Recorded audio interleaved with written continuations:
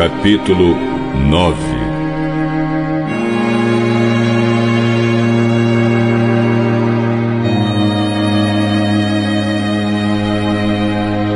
E Jesus terminou dizendo: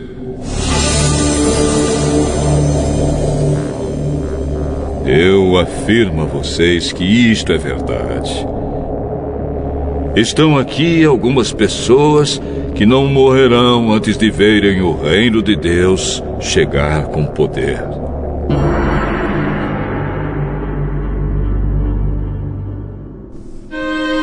Seis dias depois, Jesus foi para um monte alto, levando consigo somente Pedro, Tiago e João. Ali, eles viram a aparência de Jesus mudar. A sua roupa ficou muito branca e brilhante, mais do que qualquer lavadeira seria capaz de deixar. E os 3 discípulos viram Elias e Moisés conversando com Jesus. Então Pedro disse a Jesus: Mestre, como é bom estarmos aqui. Vamos armar 3 barracas. Uma para o Senhor, outra para Moisés e outra para Elias. Pedro não sabia o que deveria dizer, pois ele e os outros 2 discípulos estavam apavorados. Logo depois, uma nuvem os cobriu, e dela veio uma voz: Este é o meu filho querido, escutem o que ele diz. Aí os discípulos olharam em volta e viram somente Jesus com eles. Quando estavam descendo do monte, Jesus mandou que não contassem a ninguém o que tinham visto, até que o Filho do Homem ressuscitasse. Eles obedeceram à ordem, mas discutiram entre si sobre o que queria dizer essa ressurreição. Então perguntaram a Jesus: Por que os mestres da lei dizem que Elias deve vir primeiro?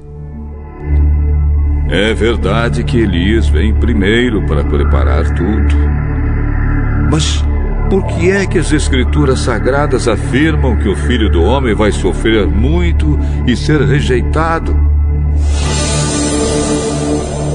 Eu afirmo a vocês que Elias já veio, e o maltrataram como quiseram, conforme as Escrituras dizem a respeito dele.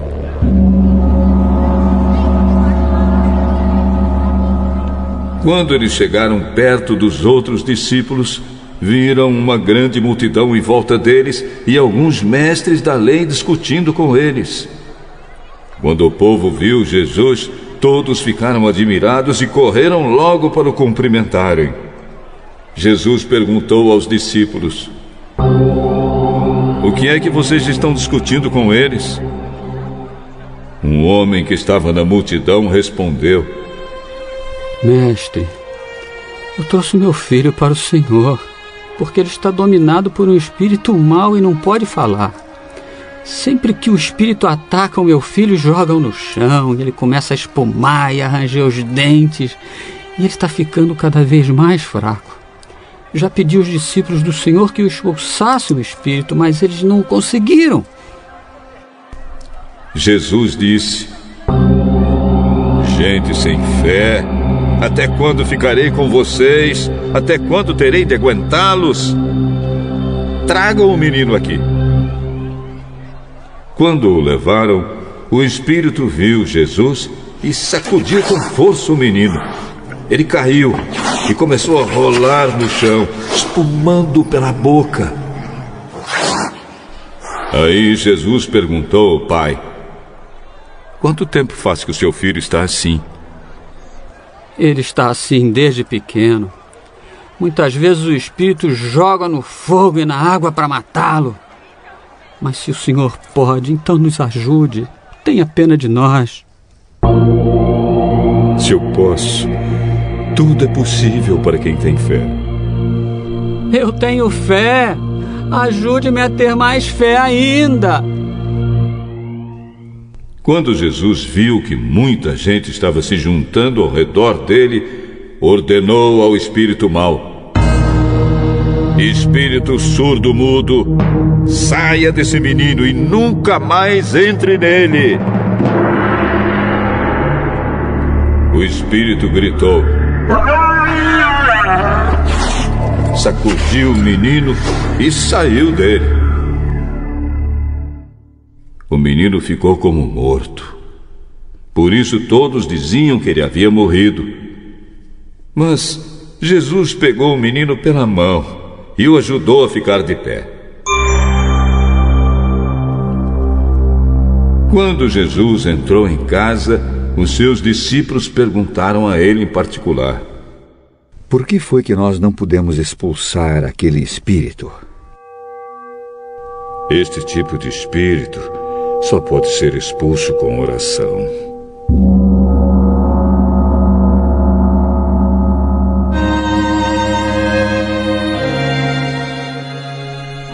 Jesus e os discípulos saíram daquele lugar e continuaram atravessando a Galileia. Jesus não queria que ninguém soubesse onde ele estava, porque estava ensinando os discípulos. Ele dizia a eles: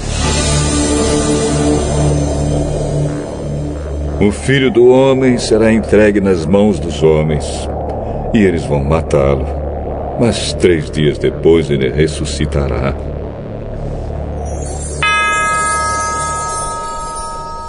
Eles não entendiam o que Jesus dizia, mas tinham medo de perguntar. Jesus e os discípulos chegaram à cidade de Cafarnaum. Quando já estavam em casa, Jesus perguntou aos 12 discípulos: o que é que vocês estavam discutindo no caminho? Mas eles ficaram calados, porque no caminho tinham discutido sobre qual deles era o mais importante. Jesus sentou-se, chamou os 12 e disse: se alguém quer ser o primeiro, deve ficar em último lugar e servir a todos. Aí segurou uma criança e a colocou no meio deles, e abraçando-a, disse aos discípulos: aquele que, por ser meu seguidor, receber uma criança como esta, estará também me recebendo. E quem me receber, não recebe somente a mim, mas também aquele que me enviou. João disse: mestre, vimos um homem que expulsa demônios pelo poder do nome do Senhor, mas nós o proibimos de fazer isso porque ele não é do nosso grupo. Não o proíbam, pois não há ninguém que faça milagres pelo poder do meu nome e logo depois seja capaz de falar mal de mim. Porque quem não é contra nós é por nós. Eu afirmo a vocês que isto é verdade. Quem der um copo de água a vocês, porque vocês são de Cristo, com toda certeza receberá a sua recompensa. Quanto a estes pequeninos que creem em mim, se alguém for culpado de um deles me abandonar, seria melhor para essa pessoa que ela fosse jogada no mar com uma pedra grande amarrada no pescoço.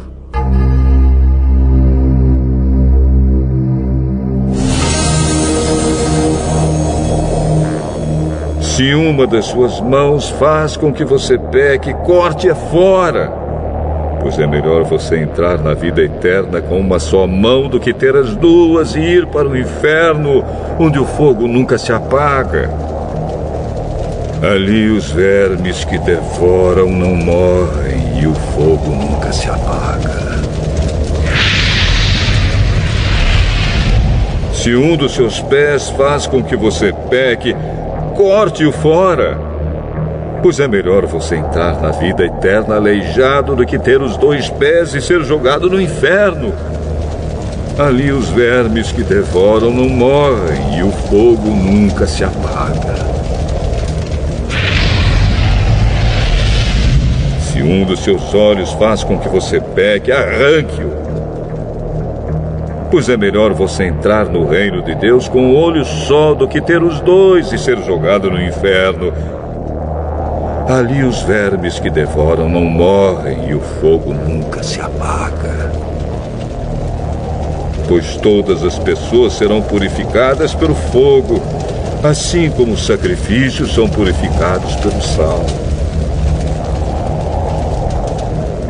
O sal é uma coisa útil, mas se perder o gosto, como é que vocês poderão lhe dar gosto de novo?